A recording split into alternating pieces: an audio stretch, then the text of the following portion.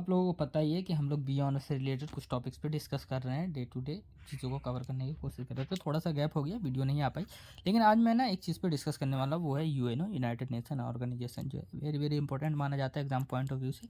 और बहुत सारे क्वेश्चन यहाँ से पूछे भी गए हैं और पूछे भी जाते हैं। ठीक है, बेसिकली जो है यहाँ पे अगर बात की जाए मेन बॉडी ऑफ यूएनओ, तो उसमें बहुत सारे बॉडीज़ है, जिसमें आपको दिख रहा होगा जनरल असेंबली है, सेक्रेटरी काउंसिल है, इंटरनेशनल कोर्ट ऑफ जस्टिस है, उसके बाद सेक्रेटरीट है, ट्रस्टीशिप काउंसिल है, उसके बाद में इकोनॉमिक एंड सोशल काउंसिल है। इन सारी चीज़ों से रिलेटेड जो है डिटेल में बात करना है आपको, तो उसके लिए आपको करना पड़ेगा बी ऑनर्स से रिलेटेड कुछ भी हो तो आप कोचिंग ज्वाइन कर सकते हैं।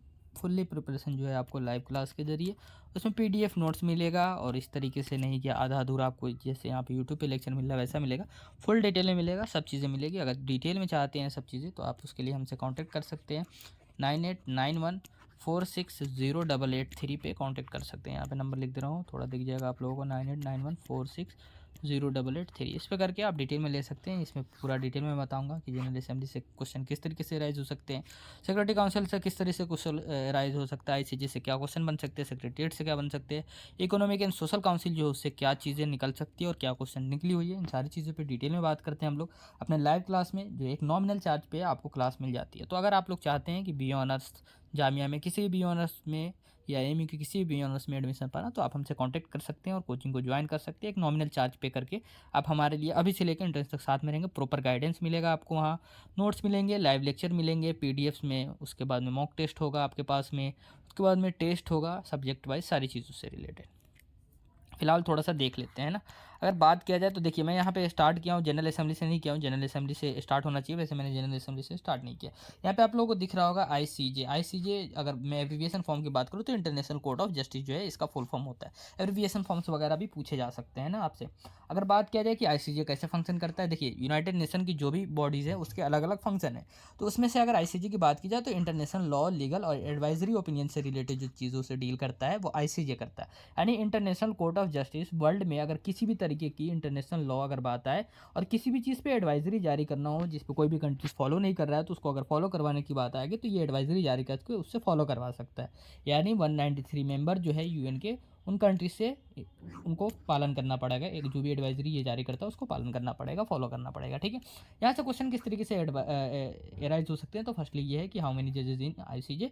तो 15 जजेस जो है आईसीजे के अंदर में आते हैं। उसके बाद में कितने उनका टेन्योर होता है ये भी क्वेश्चन बन जाता है। अगर आपको पता होगा, थोड़ा सा भी पॉलिटिकल साइंस वगैरह पढ़ रहे हैं, तो उसमें आप लोग अपना सुप्रीम कोर्ट पता होगा जिसमें अपनी जजेस होते हैं, उसमें जजेस की टेन्योर क्या होती है। तो इसी तरीके से इंटरनेशनल कोर्ट ऑफ जस्टिस में जो जजेस के टेन्योर है वो 9 ईयर है। यहाँ पे 16 लोगों का इमेज दिख रहा होगा आपको। इस 16 लोगों में एक जो है एंटोनियो गुटर है, जो कि प्रेसिडेंट है अपने यूनाइटेड नेशन के। तो इनसे भी रिलेटेड क्वेश्चन बन सकता है। मैं वही कह रहा हूँ, डिटेल में अगर आपको पता करना है कि किस तरीके से यूएन पे क्वेश्चन बन सकता है, या किसी भी पार्टिकुलर टॉपिक से रिलेटेड जो बी ऑनर्स के एग्जाम में, एंट्रेंस एग्जाम में आपको क्वेश्चन बनने वाला है, उससे रिलेटेड डिटेल में जो है जानकारी हम लोग यहाँ पे कोचिंग में करते हैं। लाइव लेक्चर होता है वहाँ पे, सब डिटेल में करते हैं, एक एक पॉइंट को हम लोग टच करते हुए निकलते हैं। ठीक है, उसके बाद में अगर यहाँ से क्वेश्चन बन सकता है आईसीजे से रिलेटेड, तो वो ये है कि आईसीजे का इंटरनेशनल कोर्ट ऑफ जस्टिस का जो हेड क्वार्टर है वो कहाँ है, तो नीदरलैंड की कंट्री, नीदरलैंड जो कंट्री उसके द हेग में इसका हेड क्वार्टर सिचुएटेड है। यहाँ से बहुत सारे क्वेश्चन बन सकते हैं, कब एस्टेब्लिश हुआ था, है ना। उसके बाद फर्स्ट जज कौन थे, उसके बाद भी अगर बात की जाए फर्स्ट इंडियन जज जो कि आईसीजे में अपॉइंटमेंट किए गए थे, उसके बारे में, उस तरीके से बहुत सारे क्वेश्चन यहाँ से राइज हो सकता है। उन सारी चीज़ों पे हम लोग डिटेल में डिस्कस करते हैं।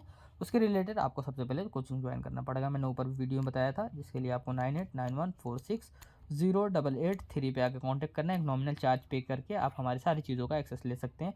पीडीएफ नोट्स हो गया, लाइव लेक्चर हो गए, नोट्स हो गए, उसके बाद में आपका मॉक टेस्ट हो गया, ओरल टेस्ट हो गया, वाइवा हो गया, टॉपिक वाइज टेस्ट हो गया, सारी चीज़ों का एक्सेस ले सकते हैं। ठीक है, सेक्रेटरीट कैसे फंक्शन करता है, फिर उसके बाद में इकोनॉमिक एंड सोशल काउंसिल है, उसके रिलेटेड चीज़ें कैसे डील होती हैं उन सारी चीज़ों पे।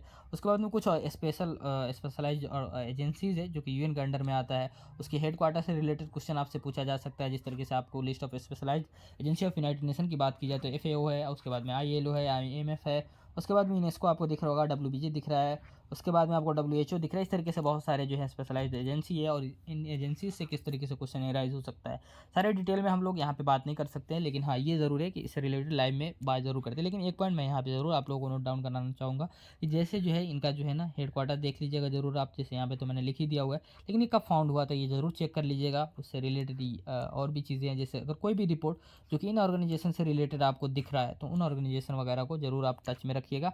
उन चीज़ों पे आप ज़रूर नज़र रखिएगा। न्यूज़ में जो भी ऐसी चीज़ें आ रही कि आईएमएफ ने किसी तरीके का रिपोर्ट दिया है, कोई भी रेट आईएमएफ ने किया है और या कुछ भी है आईएमएफ से रिलेटेड या डब्ल्यूडीसी से रिलेटेड या एफएओ से रिलेटेड, डब्ल्यूएचओ से रिलेटेड, उन सारी चीज़ों को आप डिटेल में देख लीजिएगा, क्योंकि जो प्रोग्राम, स्कीम्स, रिपोर्ट, सबमिट वगैरह से जो क्वेश्चन बनता है इन्हीं सबसे बनता है। फिर उसके बाद में यूनिसेफ से रिलेटेड क्वेश्चन बन सकता है कि यूनिसेफ जो है ये इसके फाउंडर कौन है। तो यूनिसेफ का जो फाउंडर है, यूनाइटेड नेशन का जनरल असेंबली जो है वो फाउंडर है, कैसे जो जनरल असेंबली इसका फाउंडर है। इन सारी चीज़ों को डिटेल के लिए आपको लाइव लेक्चर करना पड़ेगा। कब इस्टेब्लिश हुआ था? 1946 में इस्टेब्लिश हुआ था। वही अगर बात किया जाए कि इसका क्या काम है, वो फंक्शन वगैरह है, उसमें कुछ एमसीक्यूज वगैरह है। उसके बाद में यहाँ पे फाइनल एमसीक्यू ऑन यूएन दिया हुआ है, ठीक है। उसके बाद में इंटरपोल से रिलेटेड आपसे क्वेश्चन पूछा जा सकता है। तो इंटरपोल से रिलेटेड इस तरीके से पूछा जा सकता है कि आपको देखना पड़ेगा इंटरनेशनल गवर्नमेंटल ऑर्गेनाइजेशन है, इसका हेडक्वार्टर कहाँ है, इस तरीके से क्वेश्चन बन सकता है। अगर आपको चाहिए कि डिटेल में लेक्चर मिले आपको, तो ज्वाइन कर सकते हैं हमारे साथ।